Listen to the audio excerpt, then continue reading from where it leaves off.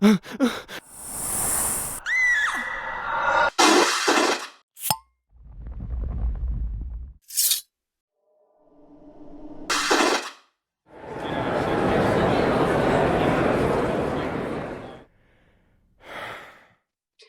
and welcome to the Supernatural Fandom Track here on Continual. I'm your host, Gail Z. Martin, and today is the Supernatural Fight Club Season 8. Which episodes are essential, which aren't, and who will out-argue the other people for their choices of favorite episodes against the Entertainment Weekly ranking. But before we go mano a mano, let's all have our wonderful panelists introduce themselves, starting with Elektra, who is joining us tonight from hell.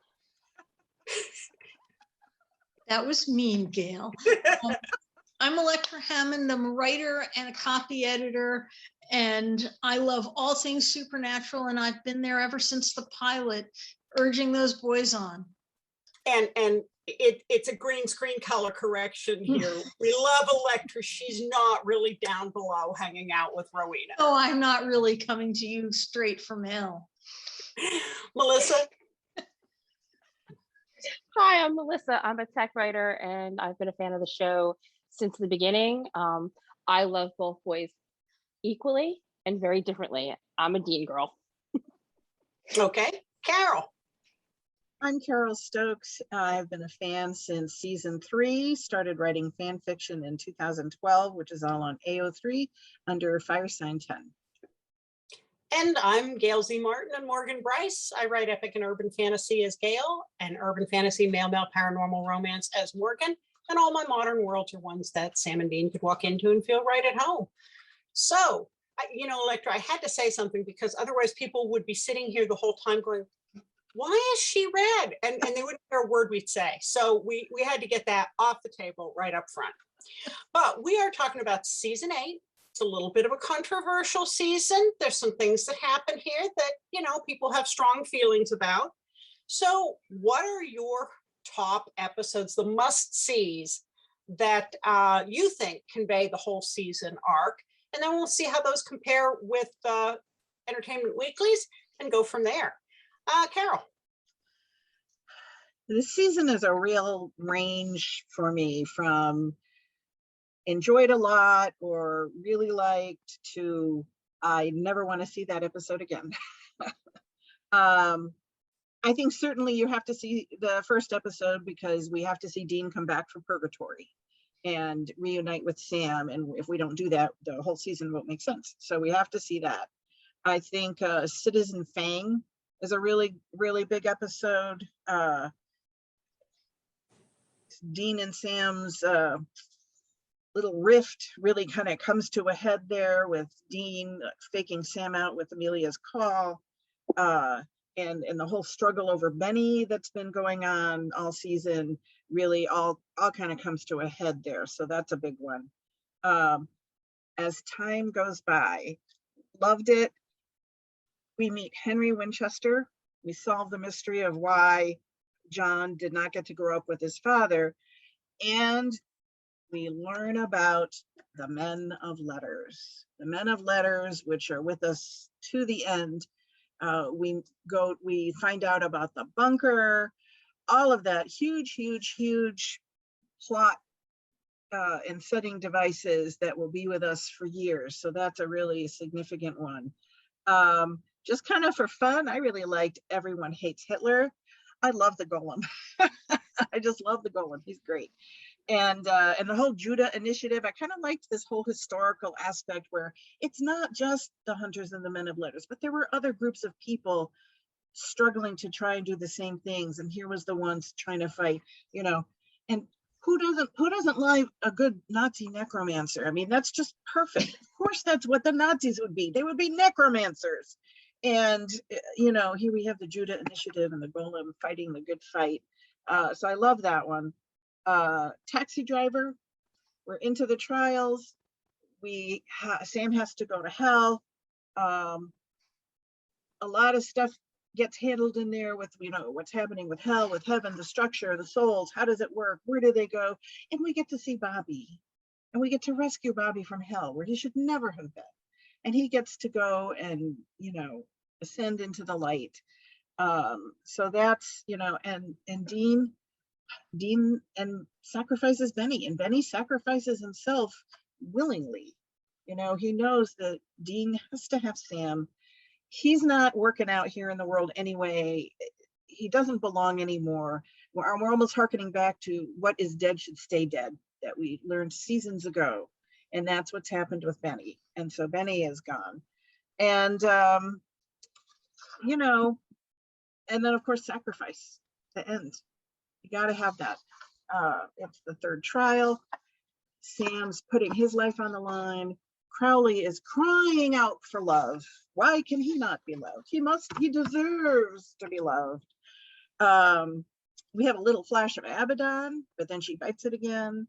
And the scene, the final thing where Sam and Dean are having that, and Dean's like, how can you not know this? And Sam doesn't know it. He's really given up in terms of his and Dean relationship. That scene is, I mean, get that damn Emmy for Jared Padalecki. You know, he's just heartrending, tear-jerking, but not in an over-the-top showy way. He just lays Sam's soul bare. And then at the very end, you have that magnificent scene of them crouched, you know, in the shadow of the Impala, watching the angels fall, which is just a spectacular, spectacular scene. So those are, so to me, some of the highlights. There are certainly episodes that have other information that we really need as well. But if I'm only going to pick out a few, I'm going to grab those right off the top. Okay. Melissa. It's early in the evening. It's really early for this. All of the episodes that Carole picked, but a few for different reasons. Taxi Driver, because that's one of those episodes that shows us how much Dean loves Sam, because he's sacrificing the only friend he has other than Sam. Like, Benny is his best friend. He's the only friend he's got. Because Cass isn't around. And there was a relationship, a friendship there that was really deep, and you could just see it in Dean's face. He didn't want to do it, but it's Sam. And it's one of those examples of nothing comes before Sam.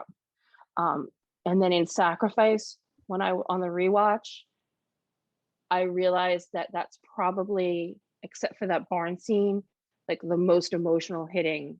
Like, it's just, Sam is laying it all out on line. I'm nothing. I'm, everything, blah, blah, blah. You're never going to trust me. You're never going to believe in me. And Dean's reaction to that was just magnificent. And I think it tells us a lot about who those guys are. And then everybody hates Hitler, because that's the bunker. You get to see so much of the bunker, and you get to see just Dean is just so happy that he's got the Batcave, and he's so excited. And I don't need to watch the rest of the episode. I'm just going to watch the guys going crazy over the bunker. That's fine. I don't like the golem is really cool and all the other stuff, but I need that bunker. I think it's just cool. Okay, Elektra. I found this one a season of contrasts, and I'm gonna heap more praise on as time goes by, because you brought up Butcher last week, and for me, as time goes by, is the changes episode. That is the episode where everything changes. They find out all about why it was so important to bring John Winchester and Mary Campbell together, the Winchester brains and the Campbell brawn. They find out that their dad wasn't really abandoned, and they don't come from broken families. Really, they don't. And everything that Carole said about the bunker. The other big contrasts there are they build relationships while Dean is in purgatory. Dean builds that fantastic friendship with Benny, who I just love the character of Benny, and I was really sorry to see him disappear into purgatory, where they always could have pulled him back if they wanted to. whereas Sam settles down with, it seems, the first girl he can find who's semi-normal. And I can go on and on about how her husband was declared dead for how long? Like 6 months. And she takes up with, admittedly, an extremely good-looking guy who, you know, was just there. Unclogged her drain. Who can unclog your drain and fix your washing machine and do anything else you need done.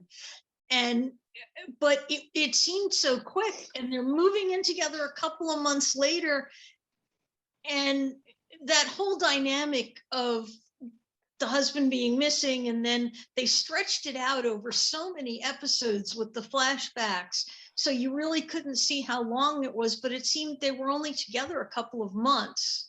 And then suddenly it was, her husband wasn't really killed, he was MIA, and he's absolutely fine and coming back.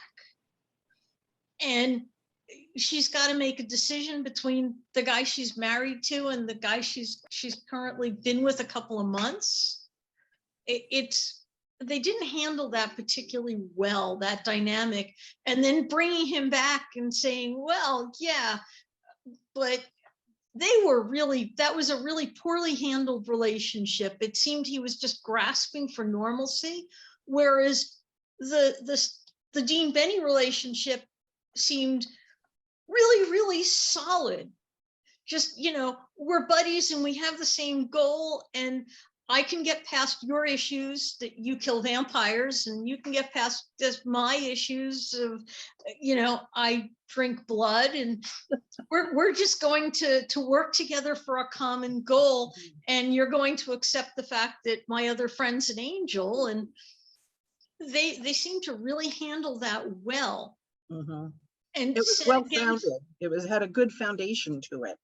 Yeah, definitely. They handled that really well. And that whole, the flashbacks there of the pieces of purgatory and how it went through there were really well. But this whole season with we're going to tell the Amelia story in little pieces and the Benny story in little pieces, and Cass bopping up to see Naomi, and we're finding out what's been going on with him in little pieces, was a little too broken up for me to be good storytelling. They should have picked one of those to do that way, and the rest of us just given to us as part of an episode. But Sam being the one who always wanted the normal life, yeah, give Dean a room of his own, and he's hanging his guns on the wall, alphabetizing his porn and cooking dinner. Mm-hmm. You know, all you had to do was give the guy a home, and he's a homemaker. That was just, he started nesting, and then Sam starts not feeling well, and Dean is taking care of him. So there are so many things to love about the whole season. And yeah, I will agree with everybody who said the Judah Initiative stuff was great, although I don't remember who it is. I think it's Amazon Prime did an entire season of that called Hunters, with Nazi hunters in New Jersey led by Al Pacino. That is fantastic. Set in the 30s, 40s, no, later than that, set in the 60s maybe. I've lost my years, but it's a period piece set chasing after the Nazis that have, you know, found homes here under different names because, well, they could. They just slipped in and immigrated here. So, you know, that's a popular theme. Who doesn't like a few Nazis sneaking around and doing nefarious things under your nose? I think for me, I mean, definitely ditto. I don't have Melissa's sign, but we all need one. Yes, we do. I think one of the things that I loved the most about Everybody Hates Hitler and the Judah Initiative was I wanted to see more of Aaron and the Golem. I really liked Aaron. He was just such a nerdy hunter. But he had his Golem, and he was, I I would have loved to have seen him come back more and do more. Yeah. And that scene where Sam is just casually warming his hands over a burning grave, and Aaron's in the car with the golem, and he said, "These guys are psychopaths." That's right. Yeah, he kind of looked like that. So I would have loved to have seen more of them. And the whole Nazi necromancer thing, of course, there was a whole initiative looking at the occult. And there's a castle, Wewelsburg, which always wants me to say Wewelslevel, but they don't fall down. But it is Wewelsburg.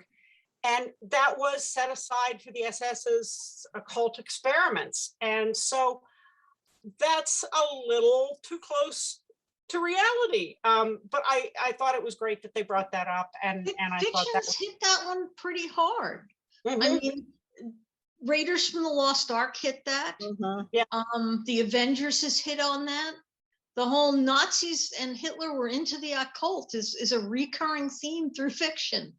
Yes, yes. So I loved seeing that. I just want to say also, I think Aaron is one of those characters who, like Missouri, one episode, we had a fully fleshed character that we were engaged with. We did want to see more. He, he smoked the instruction book. Yeah. I mean, he's priceless. But in the end, he's like, no, this is my responsibility. And they're still out there. And I can't just say, whatever. I have my golem and we're going to keep doing the work. So just one of those characters that they do so well sometimes, where it's like one and done, but boy, does he live on, and it was also interesting that it's, golems show up in a lot of stories, but they often are not true to the legend and the lore behind them, which is that they were protectors. Yep. And so anything that casts them as a monster is not true to the lore. They were there to protect their people. And I thought that was good on the supernatural writers that they got it right, because so many people don't. You guys have mentioned Benny, and again, he's a terrific character. Southern Comfort was one of those stories that just, punches you through the gut, because Dean is so angry and so betrayed and so jealous of Amelia. And I hate the Amelia arc. I hate Amelia. I don't think there was any chemistry there. I like the fan theory that because some of the original things are shown in kind of a soft focus, that it was originally intended to be a hallucination and then they decided to make it real. I haven't seen anything to substantiate that, but I think it makes a way better plot than what we got. The dog was cute. The What? dog was cute. Bryant was cute. But she was so nasty to Sam from the very beginning, and guilting a guy who doesn't even have a home to take care of an injured dog without making any inquest into, could he afford it? Could he, maybe he lived on the road. I just, maybe he wasn't nice to dogs. There was nothing likable about Amelia, except I guess she was there. And obviously she wasn't a real peach because she's ready to throw her husband over, okay, Sam's cute, but she must have cared something about Dawn at some point. So yeah, I just didn't care for her at all. I didn't think it was a logical thing, except it was writer driven drama to, we're in the period where the boys are angry with each other for the first half of the season, and then they make up and then they team up and then someone dies. And so I thought the whole thing was very fake, but we're stuck with it as canon. It takes such a soap opera turn. It's like bad enough, okay, she's a prickly person from the get-go. She's acerbic, she's off-putting, and yet somehow I don't know, whatever. They stagger towards each other. But when you get the husband coming back, that's a classic soap opera trope. I mean, come on. How many times have we seen that on, Days of Our Lives and The Young and the Restless? I mean, it's just like, it's right up there with like, No, if it had been Days of Our Lives, Sam would have turned out to be her husband with amnesia. Let's be real. True. But you know what I mean? This whole Mhm. thing, like, oh, look, back from the dead, her husband, and it was just like, Well, and Dean never, Sam had already, the last time Dean died, told him flat out that if Ruby hadn't shown up, he would have drunk himself to death, hunted himself to death, that he was not sticking around, and Ruby saved his life. And so now Dean's back, and it never crosses his mind that maybe Amelia and Sam not hunting was his way of not dying. So short-term memory there. So yeah, that whole thing just strikes This me. time there was no body to bury. This time there was no closure about where was Dean. Did he do no research, no anything to figure out, was Dean someplace else? I mean, was he thrown into hell? Was he in, I mean, there There's been didn't seem a to be season. any- Go ahead. we knew the Leviathans came from purgatory. They'd been talking about purgatory all season. They had met the mother of whatever from purgatory, Kim Johnston, was the actress. I cannot remember. Eve. They met Eve. They had to know that it was a possibility, at least, that that's where they'd been thrown. There should have been some research. Yeah, that idea that it wouldn't even occur to him. Yes, humans aren't supposed to be in purgatory. When does a Winchester ever go where they're supposed to go? And he was standing right next to Dick Roman, who was supposed to go to purgatory. Why is it that much of a stretch to think Dean might have gotten sucked in on the undertow, and at least do, kind of like when you go into the motel room for the first time and you check behind the shower curtain in case a serial killer's there. Not that you really think they're going to be there, but you got to check. And Sam could have certainly done okay, purgatory's a long shot, but let's just check. Why didn't he go to a psychic or something to find out if he was in hell or in heaven, or make sure he was somewhere? Because he didn't even have when Dean ended up in hell, he buried a body because he'd been ripped apart by a hellhound. At least he knew. But this time there was nothing. Yeah, the idea that Sam didn't look at all also just was totally out of character. And I think I read a fan fiction once that had the line where he comes back to Dean and said, "I thought you were in heaven, and even I'm not selfish enough to pull you out of there." Which is still better than, "Nah, I just didn't look for you." Because he couldn't get confirmation. Cass was with Dean in purgatory. He couldn't get anybody to talk to him and confirm anything. And Crowley was not answering the phone. And he must have watched Buffy, where they pulled Buffy out of heaven and saw that didn't go well. Right? Yeah, so the idea, besides hating Amelia, the idea that he didn't look for him at all seems so out of character. Here's a thought. Were they trying to make Amelia not be Lisa? Maybe. I think They knew there what was they a were whole, doing. Because There was Lisa had a kid and a home and was super stable and was very nice. understanding of all of Dean's issues. Maybe they were just trying to make sure that they didn't make her Lisa, Well, and they pushed too hard. I've always kind of thought, so you have the Sam Amelia and then the Benny Dean, and so here we are at mirrors again. So Benny and Dean turn to each other in purgatory, and they're saving each other's lives, and they're both warriors. Well, here we have Sam and Amelia, and they're both wounded. They're both wounded, barely getting by, and they kind of end up propping each other up a little bit, but seriously, I think when they sat down to start writing it, like, nobody figured out who Amelia really was. She really didn't have anything except this gaping wound. That's all she was this gaping wound, with porcupine prickers all over her, and there was nothing to make any sense why he would have been. And there was no, so Sam is desperately lonely, and he finds a willing woman, and they're both damaged. But why he would even think about sticking around after Dean came back doesn't, I mean, Sam is self-aware enough most of the time to say, we were just hanging on to keep each other afloat, but that there was ever any question that he was going to stay with her just also seemed wrong. Why couldn't they have just had it end up where Dean finds out that she's like slipping him a Mickey or something? Well, She's got a spell going. We did that on. last season. Right? But you know, that would have made more sense. I liked Becky better than Amelia. Yes. Seriously. So, go ahead.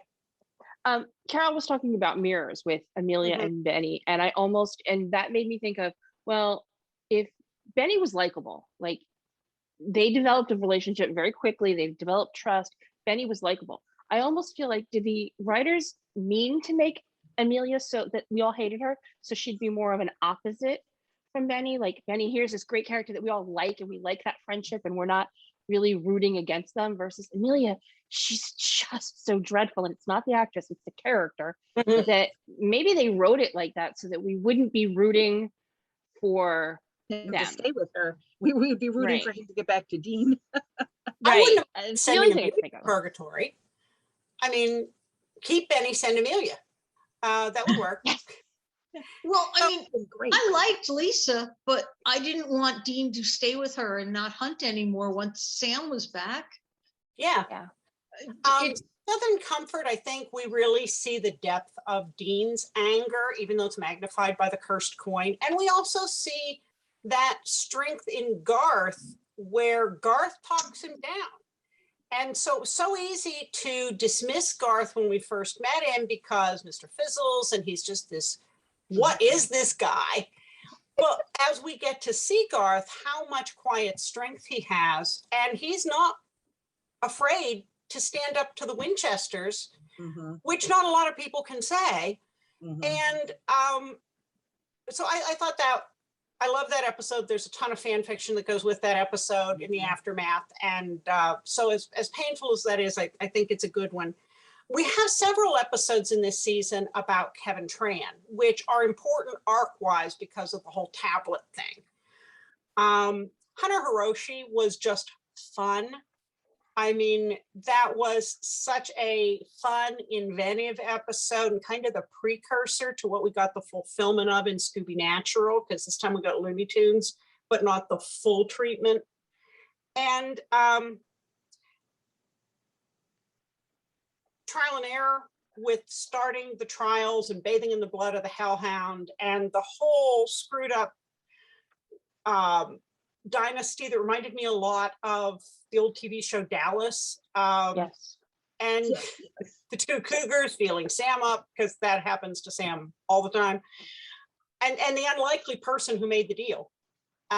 Persons. They They did that so well with the who were the people who made the deals. That was a good mystery as well as a good supernatural episode. I have an issue with this episode, though. Okay. Hellhounds. Dean was taken by hellhounds. We didn't see him at all hesitant about taking on hellhounds again.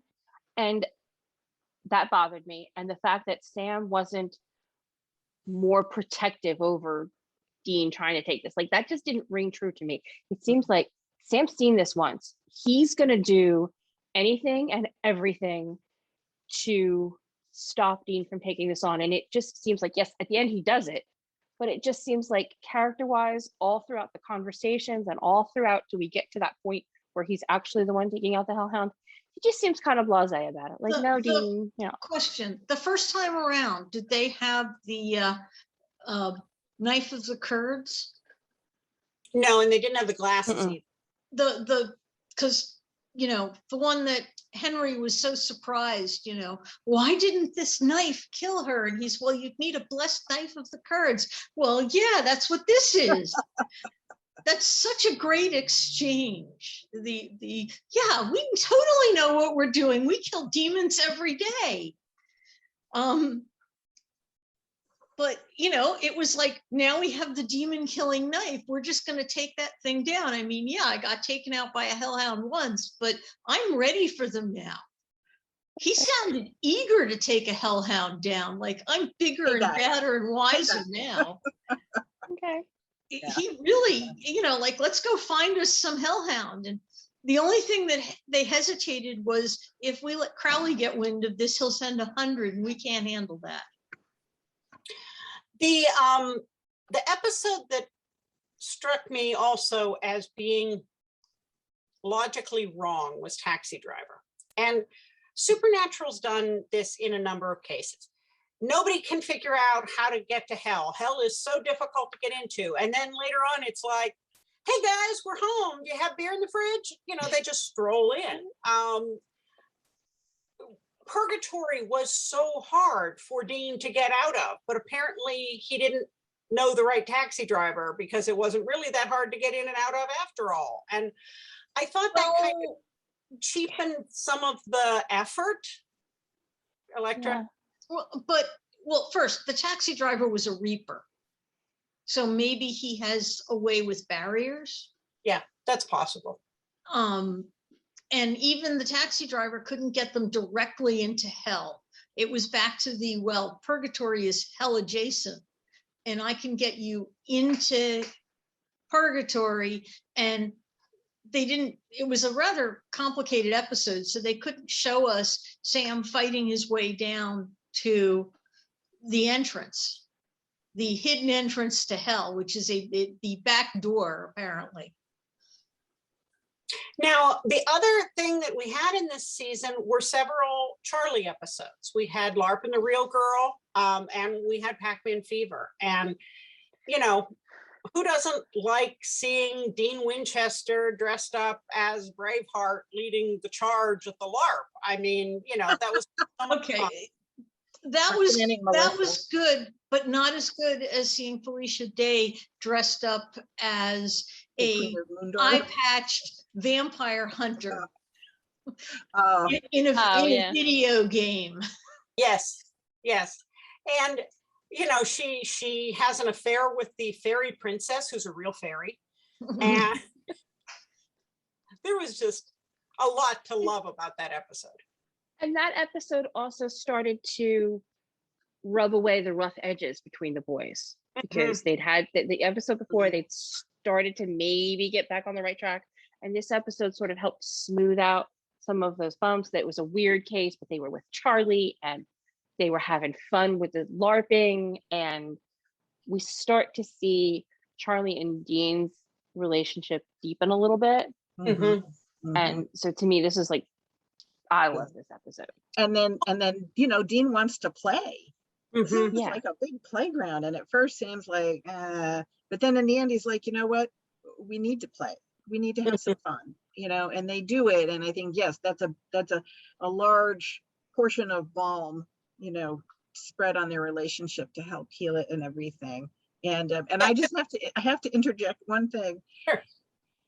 My first real con was DC 2014. And that's where Osric Chow came and did his panels dressed in Dean's outfit. From this episode, complete with the necklace of ears. And I actually have a photo up of him. You know? Wow. I see that. It was priceless. Wow. Anyway, I don't. No, that's great. Well, and the episode right before this trial, not quite right before it, but we are seeing them getting back together again. Yeah, I got my timeline wrong on that. Torn and Afraid, no, the episode right before it. That's when they make the choice to be with each other instead of Benny and Amelia. Which, like you said, Carole, I thought was drawn out to soap opera proportions, but at least no one was pregnant for 2 years. Or 2 months. Okay, and yeah. One more for a Monster of the Week episode. Remember the Titans? Was a really solid episode, and I enjoyed their interpretation of Prometheus. You know, it wasn't really needed for the overall arc, but it was interesting the way they handled it. Yes. So let's look at which ones Entertainment Weekly thought were the essentials. Now they're really looking more at, what's the arc. And then we can, Okay, we need to talk about Kevin. is one of them. Yeah. Trial Error. And Sacrifice. They only picked 3 out of the whole season as being essential, which I think is skipping a little too much. And really, I would debate Trial and Error with as time goes by. Yeah. Because I really think, Yeah. Well, Trial and Error sets up the trials, you can't beat finding out about Mendel letters and the bunker. That to me really outweighs the, the trial thing. Are we gonna also talk about the turkeys? Yes, absolutely. But I do want to get a plug in for Sacrifice because it's visually beautiful. It is emotionally amazing. You've got both boys trying something new, which is honesty, and actually talking to each other. So this is what it takes to get a Winchester to do that. You've got that amazing declaration from Dean, and maybe where the first time he sees just how beat down Sam is. And, Dean has been really cruel to Sam a lot of times this season. And I wonder if Dean's lack of self-esteem and belief that he's just a grunt and he doesn't matter, that because of that, it surprises him that Sam actually listens to what he says and takes it to heart. Because he seemed so surprised that Sam felt those things, and yet Dean had told him every single one of them, and even helpfully given him a list of Sam's greatest failures right before he went into the church, although he had said several times that he had forgiven all that stuff. Oh my gosh, that's such a horrible moment when Sam's literally just thinking, well, what am I going to do? And then Dean's like, oh, how about this and this and this and this and this. And I'm like, oh my God, just take a stake and drive it into his heart. He blamed Sam for what? And I just don't know. I always kind of wondered, even though they had kind of gotten through the whole Sam didn't look for him thing, was there maybe one little bit of that bile in him still to kind of go, one last lash out? I don't know. Sam apologizes to Dean again about that, I think in the next season. And then they're in the bunker and Dean says, no, I let that go a long time ago. So at that point, I think somewhere in season 10, Dean has grown up enough to finally let it go. But yeah, he blames Sam for not having a soul. That was not Sam's fault. Oh my gosh, I dropped it somewhere. You need to be more careful with your soul. Another important one we didn't talk about, I think, is The Great Escapist, where Kevin drops that video on them and gives them access to all his research. And Sam reaches back into all of that knowledge from Stanford and pulls out Metatron. And off they go to the Indians to find Metatron, the Native Americans, to find Metatron sitting in a hotel room someplace, probably attached to a casino, reading the great books, reading all the books, and collecting all the stories. And it's the beginning of a very long relationship with Metatron, who isn't telling anyone the truth about anything. Not Sam, not Dean, not Cass, not Naomi, not anyone. And it's a tribute to Curtis Armstrong, the actor, that he could make us hate him so much. Because Metatron is such a loathsome character that by the end, and he does get a redemption arc in the very end, but man, But he's not loathsome yet. No. All we know right now is that he's this schlubby little guy, like you say, holed up reading the books and staying out of the big picture and everything. But that's all they know him as. All that other stuff is yet to come. Right. Metatron is Right like up if until you the point where ordered. he steals Castiel's grace and causes all the angels to fall. Yeah, he's a fine guy right up until that point. No, I'm not saying he's a fine guy. I'm just saying compared to the evil that we know him later, Right. we Yeah. don't know that yet. You know, Metatron seeing it is now, Chuck. it's just kind of like that whoa moment, almost like a jump scare where you're like, whoa, you know, and So we don't what know about what's going on. Keys? I mean, I'm gonna nominate Bitten because God, that was just yeah. Not a great episode in my book. Anybody else have turkeys they want to nominate here? Bitten has one little thing going for it, and that is it's one of the very rare POVs, outside POVs we get of the boys.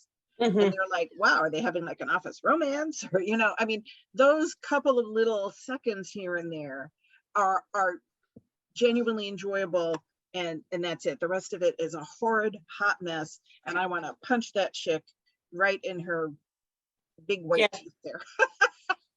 Found footage, not my favorite. No. Ooh. I also nominate Man's Best Friend with Benefit. With Benefit, yeah. Oh my God, what were they thinking? Even the witches didn't like them. Heartache was a bad monster of the week, but we've seen that done before on Supernatural with the whole haunted organs thing. So I was sort of surprised it came back around again, because it was sort of meh the first time. I'm skimming down here through it. I was not a huge fan of any of the Angel War episodes ever, where Naomi, all of them, that all seemed not a fan of Naomi. I was not a fan of Naomi, and not just because up and through most of the storyline she's like killing and torturing people. Generally, that's not a cool thing in itself. And once again, no reflection on Amanda Tapping, who inhabited that character wonderfully, but she was almost in that Dick Roman camp where she's the ultimate corporate angel, you know, and is so vehement and so single-minded in what we feel are nefarious goals, and then at the end to find out, in fact, maybe she was actually trying to save it all, was just kind of like, you couldn't find a better way. I spent too many years when I worked in corporate having to deal with mergers and acquisitions and hostile takeovers, that seeing that happen in heaven really was not a storyline that appealed to me, because I just thought that overall, because we get into the Angel and Demon Wars now for like the next, 3 or 4 seasons, and it drags on. And for celestial beings, let me tell you, they really suck at coming to closure on these things. Well, they have all the time. That's why. When Castiel looked at her and he said, how many times have you wiped my memory? When she said, we've been doing this since we took their firstborn from every house that didn't have lamb blood. And he said, I wasn't there. And she said, yes, you were. And he was just so upset about I'm just the guy that you wipe my memory and start me over and I don't count. That was just so defining. But yeah. That was a step for Cass in understanding that his loyalty to the heavenly host was not returned. Another episode I wasn't real happy with was Freaks and Geeks. Because it took a win on the part of the guys. They got Chrissy and her dad out. And the next thing you know, they see Chrissy is like a 16-year-old out playing hunter with a gang of kids. And, you know, that really bothered the boys. They got her out. Something that they couldn't have done. You know, they've been in the life their whole life. They figured they'd gotten her a life. She was in the win column. But I've got to say, I liked Chrissy better as a hunter than I ever liked Claire Novak. Yeah. Yeah. So if you Yes, were yes, going yes. to have the next generation of hunters and want to show female hunters, I would have much rather had Chrissy than Claire, because Yes. Claire was just abrasive at every point. She tried to get Dean killed. So yeah. And I know where you're coming from on that, Elektra, but yeah, I'd still rather have her than Claire. Well, folks, we are once again at the end of the hour, so it always goes by so fast. So let's go around and let everybody say where we can find you online. And then, of course, we'll be back again for season 9. All right, Carole. You can find all of my fiction on AO3 under Firesign 10, and I'm on Twitter as true_Firesign10. I'm also on Facebook, and especially in Gail's TFWNC group and in Continual. Elektra. You can find everything you want to know about me at untilmidnight.com. And Melissa. You can find me on the Supernatural TFWNC group, and I'm gonna stop because I'm laughing too hard. I'm And laughing at the kitty, I'm sorry. you can find, well, and Melissa, you've disappeared, so you have become a disembodied spirit at this point. There you are. There you are. You can find me at gailcmartin.com, morganbryce.com. Everything on social media is a variation of those. I run the Supernatural TFWNC group on Facebook. And most of all, you can find me here on Continual with the Supernatural track. So thank you all so much for being wonderful panelists. And thanks to all of you for watching and listening. There'll be more Supernatural coming up here on Continual. So we'll see you online.